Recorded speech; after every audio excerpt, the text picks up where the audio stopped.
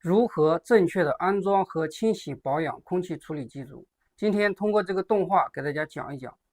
空气处理机组供水管应该安装在下面，回水管应该安装在上面，采用下供上回的安装方式，主要是为了考虑便于排气。供水管上安装手动截止阀、过滤器、压力表和温度计；回水管上安装手动截止阀、动态压差平衡电动调节阀、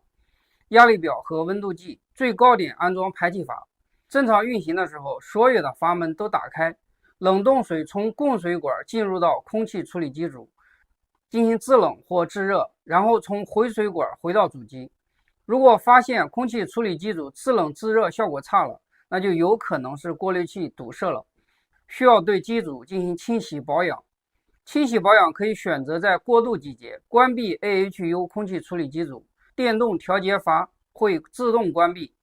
然后再手动关闭供回水管上的截止阀，拆掉过滤器堵头，让管道中的水排尽，取出过滤器中的过滤网，清洗掉过滤网上的杂质，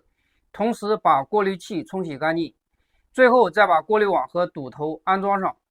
因为管道中的水泄掉了一部分，所以管道中会进入空气，如果直接开启机组可能会造成气堵，所以在开机前需要先进行排气，